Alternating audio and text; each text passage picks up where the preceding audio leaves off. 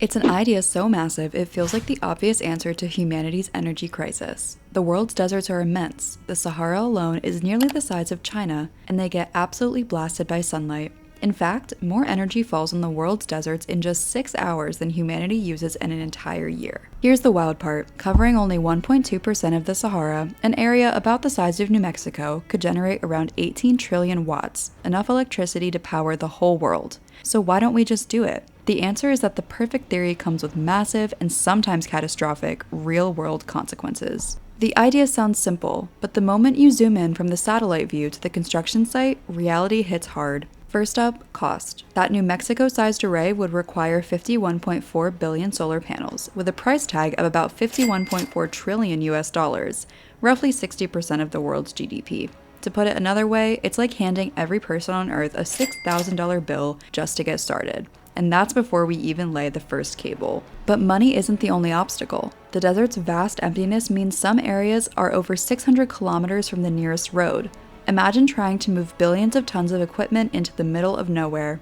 Empty land is not the same as easy land. And even once it's built, the panels face brutal heat, up to 80 degrees Celsius on the sand. Light that isn't converted into electricity is absorbed as heat, which lowers efficiency. Some desert solar farms already require massive cooling systems powered by fans or water just to keep them from overheating. The desert's biggest strength, sunlight, also works against us. Even if we somehow built it, the power has to go somewhere. Exporting electricity from the Sahara to major population centers means transmission lines stretching 800 to 3,000 kilometers. That distance means losing up to 10% of the electricity before it even reaches your home. Imagine throwing away 1 out of every 10 light bulbs you buy. Then there's politics. The grids in much of North Africa aren't reliable, and the project would span multiple countries. That means decades of international agreements, billions in investor risk, and the instability that makes trillion-dollar projects a nightmare. No wonder groups like Desert Tech only plan smaller plants around the Sahara's perimeter instead of deep inside it. Now imagine pushing past that 1.2% and covering the entire Sahara.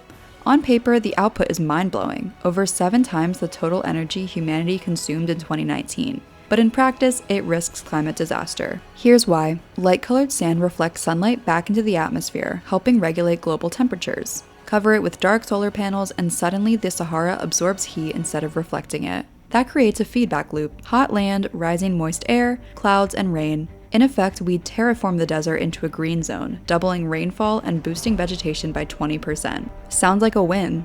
Until you realize the Amazon rainforest depends on nutrient-rich dust from the Sahara to fertilize its soil. Disrupting that system could collapse ecosystems across the Atlantic and South America. In trying to save the planet, we could accidentally rewrite its climate. So, building one giant New Mexico-sized solar farm is impractical and astronomically expensive. Covering the entire desert could be catastrophic. But here's the good news. We don't need to do either. Solar is already the cheapest energy source on the planet, with panels dropping 89% in the cost over the last decade, and commercial efficiency pushing 25%. And unlike fossil fuels, solar is flexible. It scales. Take Morocco's Noor power plant, a single concentrated solar project that now meets nearly 38% of Morocco's electricity needs, thanks to molten salt storage that lets it run at night. That's the future, solar at many scales. Think of it as millions of tiny power plants, rooftops, community farms, businesses, and rural microgrids, rather than one fragile mega project in the desert. Spread out, not concentrated. Smarter, not bigger. The future of solar isn't about paving deserts. It's about putting panels everywhere, on homes, schools, businesses, and fields. Spread out, not concentrated. Smarter, not bigger. That's how we cut costs, avoid ecological disaster, and truly harness the sun's power wherever it shines. If you found this video insightful, let us know what you think in the comments. Would you rather see one giant solar farm or millions of small ones?